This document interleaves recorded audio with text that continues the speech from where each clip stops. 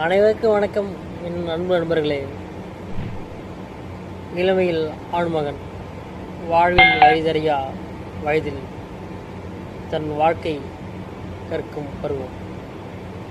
கல்வி என்ற கடலிலிருந்து வேலை என்ற கரையை தேடும் தருணம். தாய்மண்ணை விட்டு தற்காலிகமாக வெளியேற வேண்டிய கட்டாயம். தாய், தந்தை, தங்கி என உயிருக்கு மேலான உறவுகளை விட்டு பிரிந்து தனது பையில் ஆடைகளோடு சேர்த்து அவன் குடும்ப பாரத்தையும் தூக்கி சுமக்க தொடங்கியவர்கள். புரியாத இடங்கள், அறியாத முகங்கள். மாதம் 10,000 ரூபாய்க்கு உள் நுழைகின்றனர் கார்பரேட் கம்பெனி. மனதிற்கு பிடிக்காத வேலைகள் தான், மறுக்க முடியாது. காரணம், அவன் ஆணாக பிறந்து விட்டானே. வீட்டை விட்டு வெளியேறி வந்த பறவைகள் எல்லாம் உரைக்கூட்டில் வாழத் தொடங்கின. பேய்கள் கூட சற்று பயந்தான் போகும் அங்கு வசிக்க.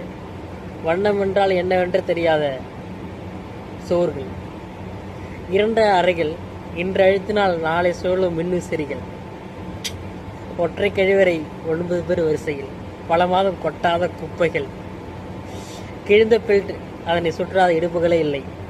உள்ளாடை மட்டும்தான் அவனுக்கு உரியது. ஒற்றை இருசக்கர வாகனம் ஊர் முழுவதும் சுற்றும், ஆனால் உரியவனுக்கு ஒருபோதும் கிடைக்காது.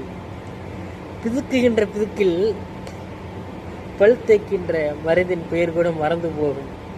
வாணி வடிந்த தலை ஆணை இரவில் ஒருவனிடம், காலை மற்றவனிடம். இவற்றில் பெரிய கொடுமை என்னவென்றால் சமைப்பதுதான். அம்மாவின் சமையலை குற்றம் கூறியதுதான். இன்று குக்கரின் கூவலை எதிர்பார்த்து கொண்டிருக்கிறான். தட்டை கூட கழுவாதான் இன்று 10 பாத்திரம் தேய்த்து கொண்டிருக்கிறான். ருசிகள் அறியாது, பசிகள் மறந்து போகும். இது நடுவே ஒருதலை காதலும் சங்கமித்துக் கொண்டிருக்கும்.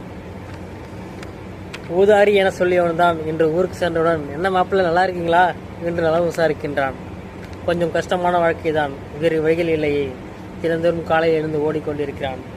8ஆம் தேதி சம்பளம் எட்டி பார்த்த 8 நிமிடத்தில் அம்மாவிடம் போய் சேர்ந்துவிடும்.